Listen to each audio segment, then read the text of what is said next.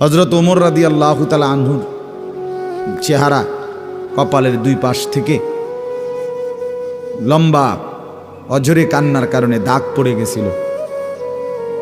হযরত ওমর রাদিয়াল্লাহু তাআলা আনহুর ইন্তেকালের মুহূর্তে হযরত আব্দুল্লাহ ইবনে আব্বাস সাহাবী তিনি বলছিলেন, আপনাকে আল্লাহ তাআলা অনেক মর্যাদা দিয়েছেন, আপনি 10.5 বছর মুসলমানদের খলিফা ছিলেন, আপনার মাধ্যমে আল্লাহ তাআলা দিক দিগন্ত মুসলমানদের বিজয় দান করছেন।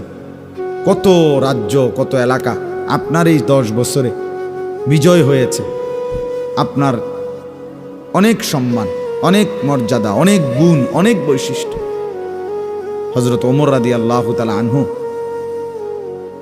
কিতাবের মধ্যে আছে, উনি চোখের পানি ফেলে বললেন আব্দুল্লাহ ইবনে আব্বাসকে, শোনো, আমি আল্লাহ তাআলার কাছে এতটুকু আশা করি শুধু যে আল্লাহ আমার জীবনের যা নেকি আর আমার জীবনের যা গুনাহ, কমপক্ষে আমার নেকিগুলো যেন আমার গুনার মোকাবেলায় বরাবর হয়।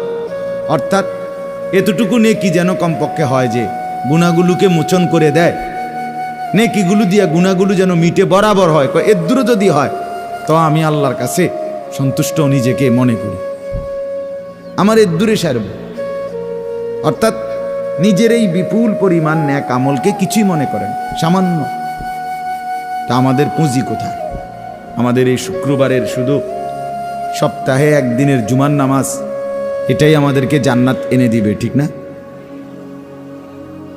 হ্যাঁ, মাঝে মধ্যে গরিব দুঃখীকে 2 টাকা 5 টাকা দিলে এতে আমাদের বেহেশত চলে আসবে, ঠিক না? তো বলেন, এজন্য বললাম আমরা প্রত্যেকে আন্তরিকতা নিয়ে ভেতরে যারা মনোযোগ দিয়ে শুনে দেখবেন, আমার আপনার ভেতরে যদি অনুভূতি তৈরি হয়, ভাবনা তৈরি হয়, ফিকির আসে, লাভ।